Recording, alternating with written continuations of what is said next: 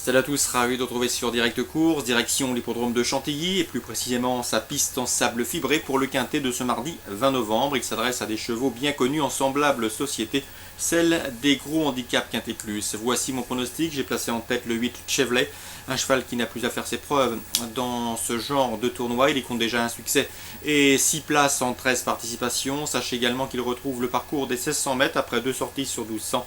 Le parcours des 1600 mètres qui a été d'ailleurs la distance de sa dernière victoire. Ensuite, numéro 16, Renania, pour son aptitude aux pistes en sable fibré. D'ailleurs, elle compte déjà 7 podiums en 12 sorties sur le sable. Sachez également que son unique prestation sur ce parcours des 1600 mètres PSF de Chantilly s'est soldé par une deuxième place. C'était courant mars dans un quintet plus. Obligé d'y croire. Le 2 Koning Bernard qu'il faut juger essentiellement sur sa deuxième place obtenue dans le grand handicap de Deauville cet été sur la côte normande. Le cheval mérite crédit d'autant qu'il apprécie les pistes en sable.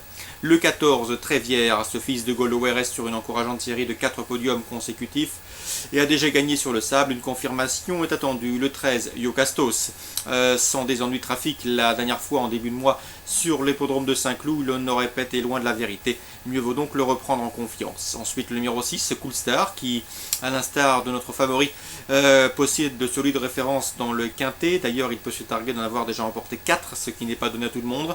Sachez également qu'il est confié à Christophe Soumillon, seul bémol, il manque de référence sur le sable. Ensuite le 1, Robin du Nord, certes il est chargé, certes il a un numéro en dehors dans les stalles de départ, mais attention, c'est un cheval de qualité et même s'il n'a plus de marge de manœuvre poids, je le pense capable de faire l'arrivée, d'autant que sa dernière sortie sur le sable s'est soldée par un succès.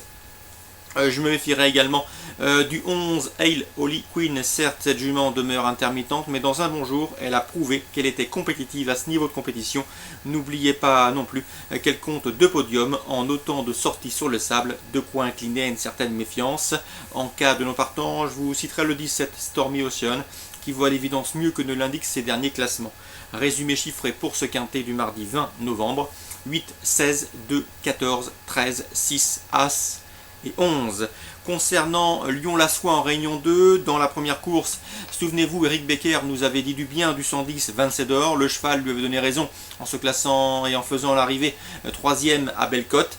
Le cheval ici retrouve le 111 Vanterujet qui vient le devancer avec un poteau égal. La dernière fois, il lui rendait 25 mètres, de quoi incliner une certaine confiance.